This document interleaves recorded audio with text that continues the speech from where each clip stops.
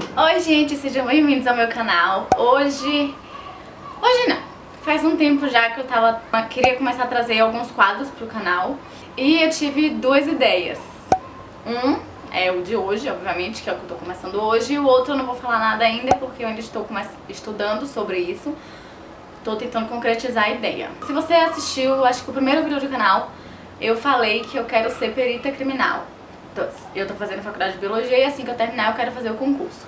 E aí eu fiquei, cara, eu quero muito levar alguma coisa a mais desse mundo pro canal, sabe? Que é uma coisa que eu gosto muito de pesquisar, eu gosto muito de ver, de estudar, de assistir e de uma coisa que eu gosto de falar. E aí eu conheci o canal de duas meninas, Jaqueline Guerreiro. Provavelmente se você gosta desse tipo de quadro, você já conhece ela é aqui do Brasil. E a outra é Joana Pratas, ela não é do Brasil, ela é de Portugal, e os vídeos dela são em português de Portugal, em que em cada vídeo elas vão trazendo um caso. Existem outras youtubers também, claro, que fazem esse tipo de conteúdo, mas acho que as que eu me inspirei mais foram elas. Vou deixar aqui na descrição o link do canal delas e vão lá dar uma olhada porque realmente são muito bons, as duas explicam muito bem os casos. Então o primeiro caso de hoje vai ser um caso que ficou muito famoso em 1893. Em 1893, Lizzie Borden foi acusada de assassinar o pai e a madrasta dela com vários golpes de machadinha na cabeça deles.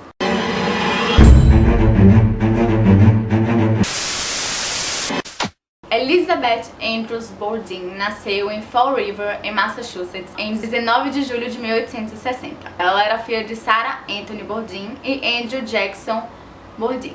E tinha uma irmã também chamada Emma Lenora Borden. Elas eram descendentes de uma família muito rica nos Estados Unidos. O Andrew possuía várias propriedades comerciais e também fazia parte da presidência de alguns bancos e instituições financeiras. Lizzie e Emma, elas se dedicavam muito a atividades religiosas, elas gostavam muito de ir para a igreja e ajudavam crianças imigrantes e faziam outros trabalhos lá na igreja para poder ajudar o máximo que pudessem. Em 1863, Sarah Borden morreu devido a uma congestão uterina. E 3 anos depois, em 1866, Andrew casou com outra mulher chamada Abby Dorothy Gray.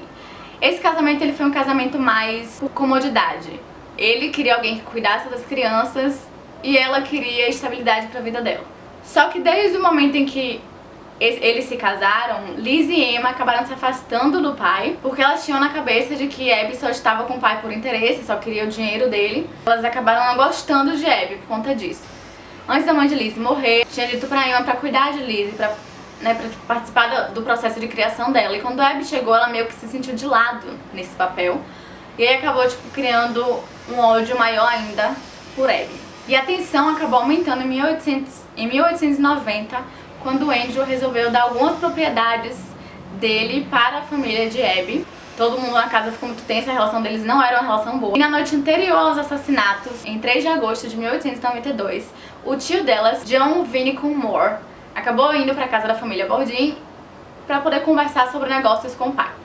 E isso acabou gerando um pouco mais de tensão na casa, que as meninas não gostavam de falar sobre esses assuntos. E na manhã de 4 de agosto de 1992, a criada Bridget Sullivan, que estava limpando as janelas do lado de fora, viu Lizzie chegando correndo em casa, gritando que Andrew estava morto. Elas entraram na casa e ele estava deitado no sofá, com o rosto dele completamente desfigurado. E aí, ao subirem para o andar de cima, eles encontraram Abby também morta, caída no chão. Informações dizem que Abby morreu por volta das 9, 10 e meia da manhã. Ela tinha ido limpar o quarto onde John Morse tinha ficado e alguém golpeou ela na cabeça por trás. E depois disso, ela foi golpeada 17 vezes na cabeça.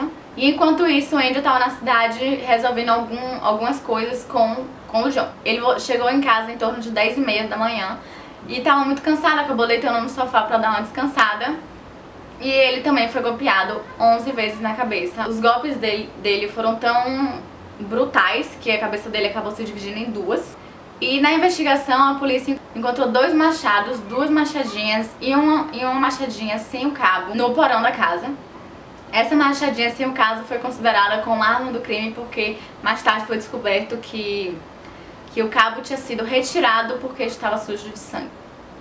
Mas apesar disso, a arma acabou nunca sendo confirmada, se era isso mesmo. Era uma época muito complicada para investigação, eles não tinham muitas ferramentas para poder fazer a investigação mais profunda do caso, então não tinham como ter certeza. Dias depois do assassinato, Lizzie foi vista queimando um dos vestidos dela. Ela usava muito esse vestido, que era um vestido azul, e testemunhas disseram que no dia do assassinato ela estava usando esse vestido e ela estava queimando o vestido. Então acabou sendo bem suspeito pra ela, porque ela estava queimando o vestido.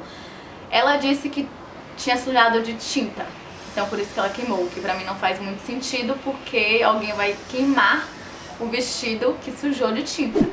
No julgamento em 5 de junho de 1893, Lizzie mostrou muita calma na hora das respostas, porém ela dava algumas respostas contraditórias aos acontecimentos da manhã em que os crimes ocorreram. Embora os policiais tivessem certeza de que Lizzie foi a assassina, de que Lizzie que tinha feito essa brutalidade, eles não tinham provas, eles não tinham evidência, eles acabaram cometendo um erro muito grave no dia que foram na casa após descobrirem os assassinatos. No dia eles não investigaram a casa direito porque disseram que Lizzie não estava se sentindo bem, então eles acabaram não investigando a casa mais a fundo e por conta disso perderam muitas evidências que poderiam comprovar que ela era assassina ou outra pessoa. E ela acabou sendo inocentada em 20 de junho desse mesmo ano.